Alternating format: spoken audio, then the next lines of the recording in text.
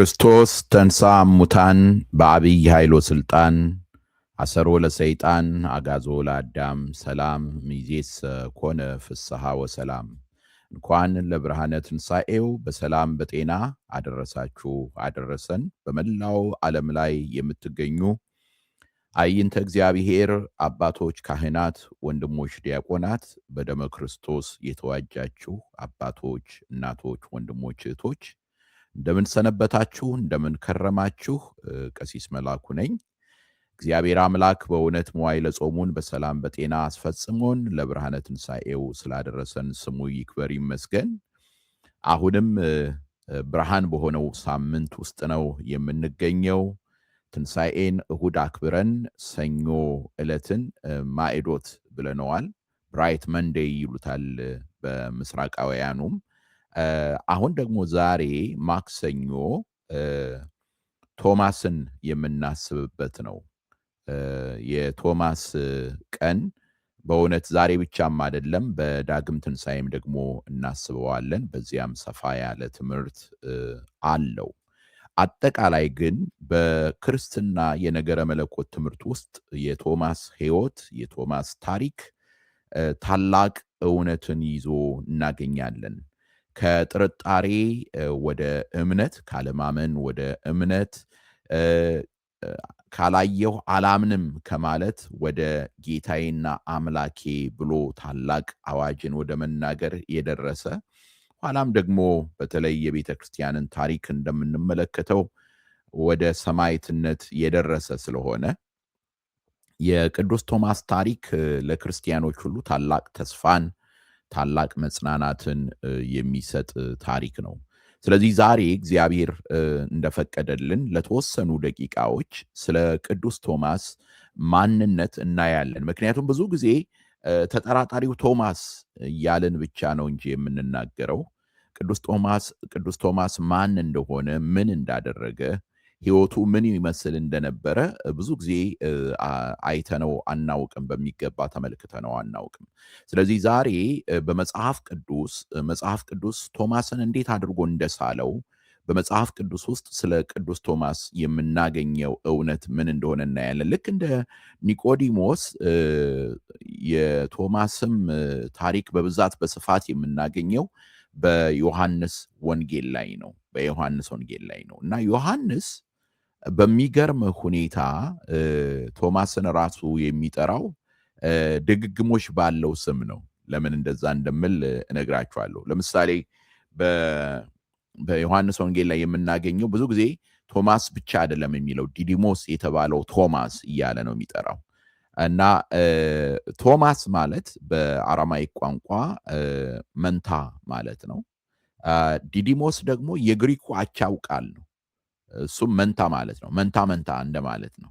ስለዚህ በአራማይኩም በግሪኩም ቃል ነበረ ዮሐንስ ሲዘግበው የምናየው ዮሐንስ ወንጌል ምዕራፍ 11 ቁጥር 16 ላይ፣ ምዕራፍ 20 ቁጥር 24 ላይ፣ እንደገና ደግሞ 21:2 ላይ እናየዋለን ማለት ነው።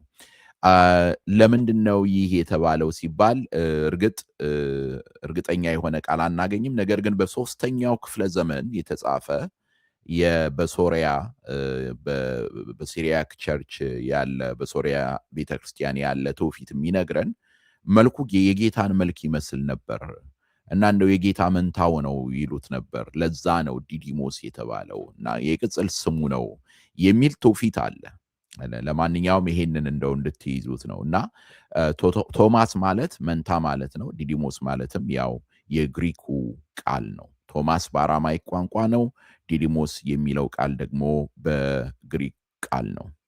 ይሄ ከሆነ ቶማስ በመጽሐፍ ቅዱስ ላይ የት ስፍራ ላይ እንደተጠቀሰ አብረን እንመለከታለን። በመጀመሪያ የምናገኘው ቶማስ የተጠቀሰው ጌታችን መድኃኒታችን ኢየሱስ ክርስቶስ አልዓዛርን ለማስነሳት አልዓዛር እንደሞተ ሰምቶ ወደ እነ አልዓዛር ዘንድ ለመሄድ በተነሳ ጊዜ ነው እና ዮሐንስ ወንጌላዊው እንደሚነግረን ቶማስ ደቀ መዛሙርቱን እኛም ደግሞ ከእርሱ ጋር ለመሞት አብረን መሄድ አለብን ብሎ ደቀ መዛሙርቱን በሙሉ ሲያነሳሳ እንመለከታለን። እዚህ ላይ ነው እንግዲህ አንዳንድ ጊዜ ሙሉ የሆነ ታሪኩን ማወቅ ይኖርብናል። ምክንያቱም ቶማስን ብዙዎቻችን የምናውቀው በጥርጣሬ እ ይሁን እንጂ ነገር ግን ድፍረት የተሞላበት ፍቅር የተሞላበትን ቃል እናገኛለን። እዚህ ስፍራ ላይ ደግሞ ማለት ተነሱ እንሂድ፣ ከእርሱ ጋር እንሙት የሚለው ቃል የፍጹም ታማኝነት ቃል ነው። በእውነት ለክርስቶስ ሁለንተናውን የመስጠት ቃልን ነው። የሞት ነገር ሲነሳ አትሙት፣ አይሁንብህ ብለው የተናገሩት ነበሩ፣ ተገስጸዋል። ለምሳሌ ቅዱስ ጴጥሮስ ራሱ ከተራራው ላይ ከደብረ ታቦር ላይ ከወረደ በኋላ ጌታ ስለ ሞቱና ትንሣኤው ሲናገር አይሁንብህ ብሎት እንደነበር እናያለን። እዚህ ስፍራ ዮሐንስ ወንጌል ምዕራፍ 11 ቁጥር 16 ላይ ግን ደፋሩን ታማኙን እውነተኛ የሆነውን ቶማስን እናገኛለን።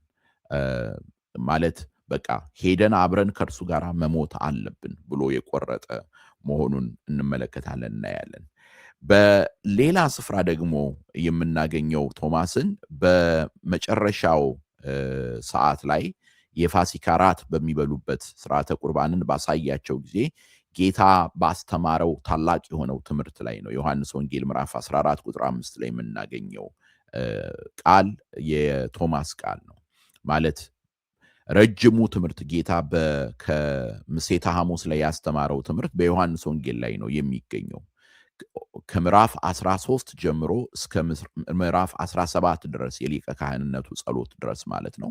ምዕራፍ 13፣ ምዕራፍ 14፣ ምዕራፍ 15፣ ምዕራፍ 16 የሊቀ ካህንነቱን ጸሎት ከጀመር ምዕራፍ 17 5 ምዕራፎች በሙሉ ጌታ ያስተማረው ትምህርት ነው። ከደቀ መዛሙርቱ ጋር ቁጭ ብሎ ራት ከበላ በኋላ ስርዓተ ቁርባንን ከሰራላቸው በኋላ ሰፊ የሆነ ትምህርት አስተምሯቸዋል። ስለ ፍቅር አስተምሯቸዋል። ስለ አንድነት፣ ስለ ህብረት አስተምሯቸዋል። ወደፊት ስለሚመጣባቸው መከራ አስተምሯቸዋል እና በዚያ ስፍራ ላይ ጌታችን መድኃኒታችን ኢየሱስ ክርስቶስ መንገዱን ታውቃላችሁ እያለ ሲነግራቸው ቶማስ ጌታ ሆይ ወዴት እንደምትሄድ አናውቅም፣ እንዴትስ መንገዱን እናውቃለን ብሎ ይጠይቃል እና በቶማስ ጥያቄ ነው ጌታችን መድኃኒታችን ኢየሱስ ክርስቶስ እኔ መንገድ፣ እውነት፣ ሕይወት ነኝ ብሎ የተናገረው ምዕራፍ 14 ቁጥር 6 ላይ የምናገኘውን ቃል ማለት ነው። ስለዚህ ቶማስ ታማኝ የሆነ ደቀ መዝሙር ነበር። እንደገና ደግሞ ጌታ የሚያስተምረውን ትምህርት እየሰማ በሚገባ ጥያቄ የሚጠይቅ ነበረ እና ከጥያቄው የተነሳ ጌታችን መድኃኒታችን ኢየሱስ ክርስቶስ ከተናገራቸው እኔ ነኝ ከሚለው ዋና ዋና ቃል ማለት እኔ ትንሣኤና ሕይወት እኔ ነኝ፣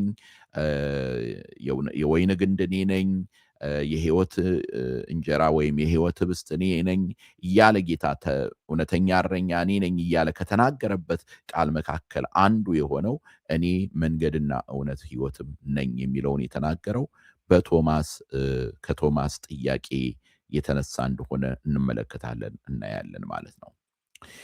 ሌላ የቶማስን ታሪክ የምናገኘው ከትንሣኤ በኋላ ባለው ነው። ማለት ከትንሣኤ በኋላ የዮሐንስ ወንጌል ምዕራፍ 20 ላይ ያለውን ለጊዜው ላቆየው። ለምን? ምክንያቱም በጥንቃቄ የምናየው እና ለዛሬው ንግግራችን ዋና የሆነው የዮሐንስ ወንጌል ምዕራፍ 20 ላይ ያለው ክፍል ነው። ነገር ግን ልዝለለውና ዮሐንስ ወንጌል ምዕራፍ 20 ላይ እንደገና ምዕራፍ 21 ላይ እናገኛለን። ምዕራፍ 21 ቁጥር 2 ላይ ስምዖን ጴጥሮስና ዲድሞስ የሚባለው ቶማስ ከገሊላ ቃና የሆነ ናትናኤልም የዘብዴዎስ ልጆች ከደቀ መዛሙርቱ ሌሎቹም ሁሉ በአንድነት ነበሩ ይላል። ስለዚህ ቶማስ ከሐዋርያት ጋር አብሮ እንደነበረ እንመለከታለን፣ እናያለን ማለት ነው። ያለመለየቱን እንመለከታለን፣ እናያለን። ስለዚህ የቶማስ ነገር ልክ ምዕራፍ 20 ላይ ያለችዋ ነገር ብቻ እንዳይደለች፣ ነገር ግን በተደጋጋሚ ታሪኩ እንደተገለጠ እንመለከታለን፣ እናያለን ማለት ነው። እሺ፣ ያ ከሆነ ወደ ዮሐንስ ወንጌል ምዕራፍ 20 ላይ እንምጣ።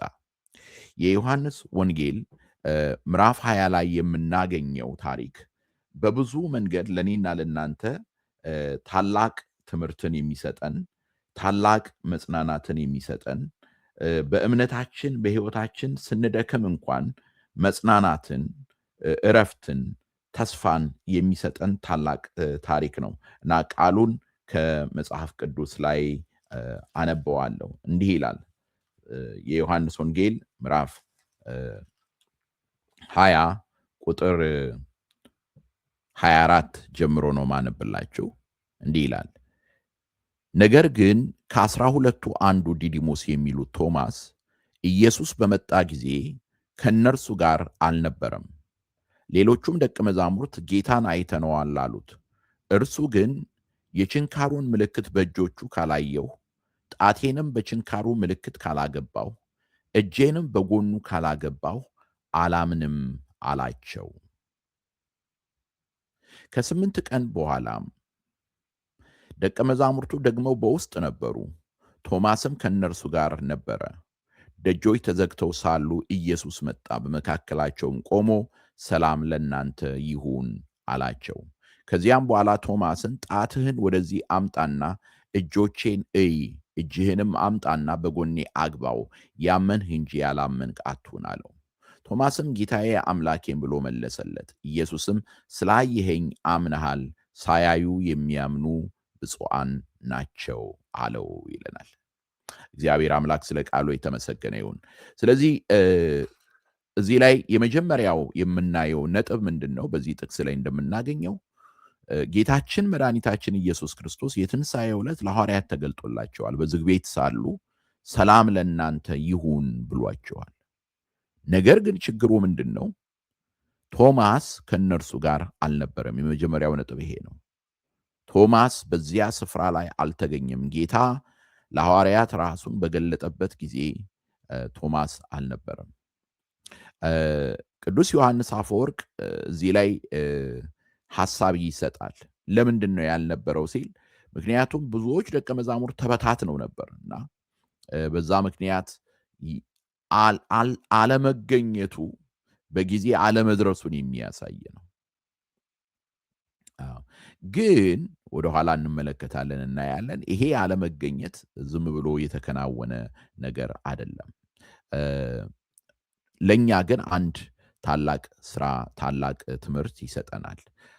ምክንያቱም ሁል ጊዜ በተቻለ መጠን እግዚአብሔር ባለን ስፍራ ላይ መገኘት፣ እግዚአብሔር ባለን ስፍራ ላይ መቆም እንዳለብን ነው። ምክንያቱም ቶማስ በዚያ ስፍራ ላይ አለመገኘቱ ታላቅ የሆነ ነገርን አጉድሎበታል። ታላቅ የሆነ ጉድለት ነው የደረሰበት። አንዳንድ ጊዜ ይሄን ወይም ያን ለማድረግ ይሄን ወይም ያን ለማከናወን ብለን ምክንያት ሰጥተን ብዙ ምንሄድባቸው ምንጓዝባቸው ስፍራዎች አሉ። ከቦታችን ምንጠፋባቸው ጊዜያቶች አሉ። ስለዚህ በዛን ወቅት ብዙ በረከት እናጣለን እና እግዚአብሔር ባስቀመጠን ስፍራ ላይ መገኘት ይኖርብናል። እግዚአብሔር ባስቀመጠን ስፍራ ላይ መቆም ይኖርብናል። አንዳንድ ጊዜ አስቸጋሪ ይሆናል። አዎ። ነገር ግን በዚያ ስፍራ ላይ መገኘታችን እጅግ በጣም አስፈላጊ ነው። በሁለተኛ ደረጃ የምናየው ቶማስ መጣ፣ ጌታ እንደተገለጠላቸው ነገሩት እና የእሱ ምላሽን ነው የምንመለከተው። ያ ምንድነው? ካላየው አላምንም ነው ያለው። እንዲሁም ካላየው ብቻም አይደለም። ምንድነው የሚለው? እርሱ ግን የችንካሩን ምልክት በእጆቹ ካላየው፣ ጣቴንም በችንካሩ ምልክት ካላገባው፣ እጄንም በጎኑ ካላገባው አላምንም አላቸው። በጣም ከፍተኛ የሆነ ጥርጥር ነው እዚህ ጋር የምናየው። ያስቀመጠውን ነገር በሙሉ ብትመለከቱ ብታዩት፣ እንዲያውም የግሪክ ቋንቋ ሊቃውንት የሆኑት ሲናገሩ ምንድን ነው የሚሉት? በማናቸውም መንገድ በምንም አይነት ሁኔታ አላምንም፣ በማናቸውም መንገድ አላምንም፣ ይሄንን ካላየሁኝ እኔ በፍጹም አላምንም የሚል ጥርጣሬን ነበር የገለጸው። ስለዚህ ይሄ በግልጥ የቀረበ የጥርጣሬ ሙግት ነው። 3 ነገሮችን አቅርቧል። በእጆቹ ላይ የችንካሩን ምልክት ማየት፣ ጣቱን በችንካሩ ምልክት ውስጥ ማግባትና እጁን በጎን ውስጥ ማግባት ናቸው እና እነዚህን እያንዳንዱን ነው ያቀረበው ማለት ነው። እ አንዳንድ ጊዜ እግዚአብሔር እኛን ወደ እምነት ለማምጣት በእኛ ደረጃ ዝቅ እንደሚል ወደኋላ እናየዋለን፣ እንመለከታለን። ግን እዚህ ጋር ቆም እንበል። እ በእውነት ቶማስ ይህንን ጥያቄ ሲጠይቅ አምላኩ መልሶለታል፣ አምላኩ አከናውኖለታል። ነገር ግን ነገር ግን አንዳንድ ጊዜ ይህ አይነቱ ጥያቄ ወደ አደገኛ ሁኔታም እንደሚመራ ማወቅ አለብን። ለዚህ ነው ኋላ ላይ ጌታ ሳያዩኝ የሚያምኑ ብፁዓን ናቸው ያለው። ሳያዩኝ የሚያምኑ ብፁዓን ናቸው። ስለዚህ አንዳንድ ጊዜ እይታ በማየት ብቻ የምንመላለስ ከሆነ የምናየው ነገር ሊወስደን ይችላል። የምናየው ነገር ወደ ጎን ሊያደርገን ይችላል። የምናየው ነገር መንገድ እንድንስት ሊያደርገን ይችላል። ስለዚህ ቶማስ የሄደበት መንገድ አደገኛ ነበር፣ አደገኛ ነበር። ጌታ ግን በቶማስ እኛን ሊያስተምረን ቶማስ ባለበት ደረጃ ላይ ቶማስ በቆመበት ስፍራ ላይ አምላካችን እርሱ ደግሞ ወርዶ ቶማስን ሲገናኘው እንመለከታለን፣ እናያለን። ስለዚህ ያን ያደረገው መቼ ነው ካልን እንግዲህ ከ8 ቀን በኋላ ነው። ከ8 ቀን በኋላ ነው። ምን ይላል ወንጌሉም ሲናገር? ከ8 ቀን በኋላም ደቀ መዛሙርቱ ደግመው በውስጥ ነበሩ፣ ቶማስም ከእነርሱ ጋር ነበረ። ደጆች ተዘግተው ሳሉ ኢየሱስ መጣ፣ በመካከላቸውም ቆሞ ሰላም ለእናንተ ይሁን አለው። እንግዲህ ከዛ በኋላ ያለው የሚያስደንቅ ነገር ነው። ከ8 ቀን በኋላ በነገራችን ላይ ይሄ ትልቅ ትምህርት ነው። ዳግም ትንሣኤ ላይ እንማረዋለን። ገና 8 ቀን ስላልሆነ እዚያ ላይ አላነሳም። 8ኛው ቀን አዲስ ፍጥረት የሆንበት ቀን ነው። በ7ኛው ቀን እግዚአብሔር አረፈ። ይችን የትንሣኤን ዘመን ወይም ደግሞ ዘመነ ዓመተ ምሕረትን አባቶቻችን 8ኛው ቀን ይሏታል። 8ኛው ቀን ይሏታል። አዲስ ፍጥረት የምንሆንበት በክርስቶስ ያገኘነውን መዳን ማለት ነው።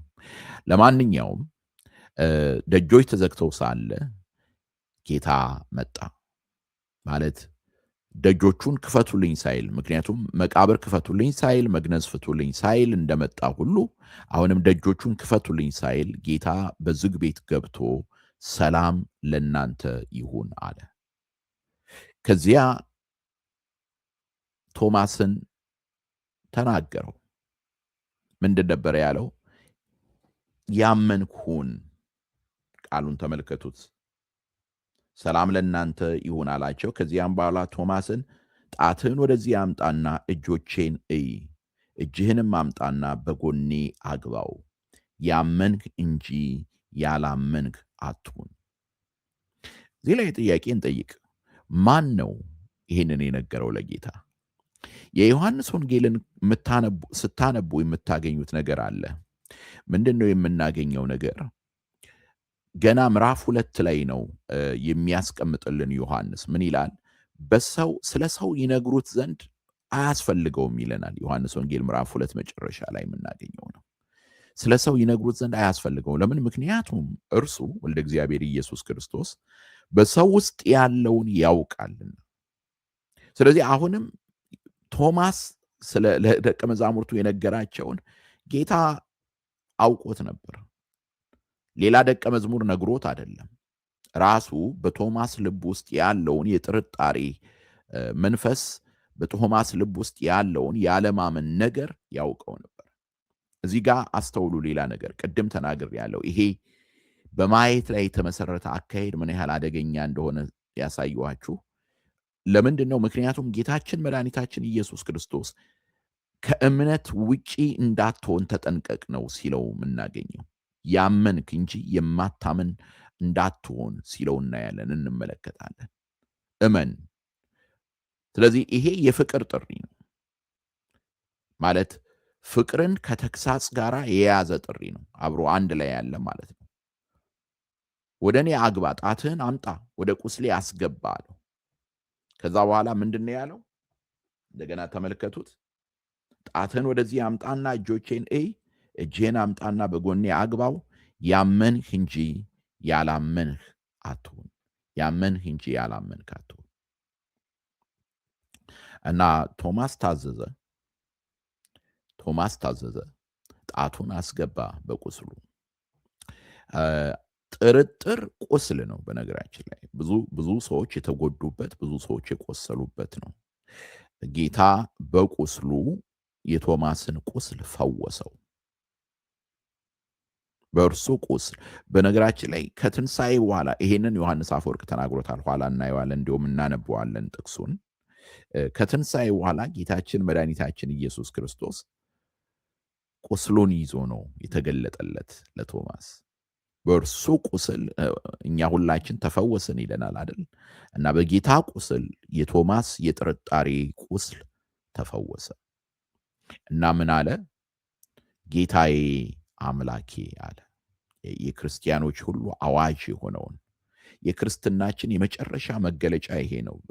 እግዚአብሔር ረድቶን በዚህ በትንሣኤ ዕለት ከሌላ እምነት ወደ ክርስትና የመጣ ወንድማችን ሲጠመቅ ሰይጣን እክድሃለሁ፣ ስራህን ሁሉ፣ ማታለልህን ሁሉ፣ ሐሰተኛ መንገድህን ሁሉ እክዳለሁ ብሎ ክህደት ከሰይጣን ካለ በኋላ ከዛ በኋላ ስለ አምላኩ ደግሞ ወደ ምስራቅ ዞሮ ጌታዬ አምላኬ ኢየሱስ ክርስቶስ በአንተ አምናለሁ ብሎ ነበር የመሰከረው። እንዴት ያለ ውብ የሆነ ጊዜ እንደነበረ አልነግራችሁም። በጣም እጅግ ውብ ነበረ።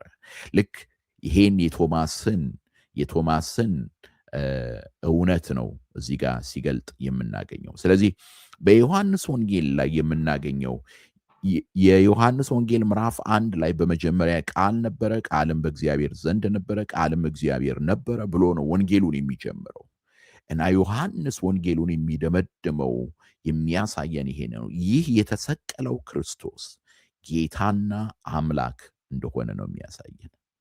ጌታና አምላክ፣ ጌታዬ አምላኬ ሲል ይሄ የተሰቀለው የሞተው እርሱ ጌታ አምላክ እንደሆነ ነው።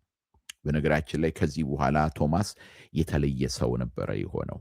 እንደምታውቁት ወደ ህንድ ሄዶ በሰማዕትነት ነው ያረፈው። በሰማዕትነት ማለት ወንጌልን እየሰበከ በጦር ተወግቶ፣ እንዲሁም የኛ አባቶች እንደ ስልቻ ቆዳው ተገፉ እንደሞተ ሁሉ ይናገራሉ። ቶማስ እጁና እግሩ ተቆርጦ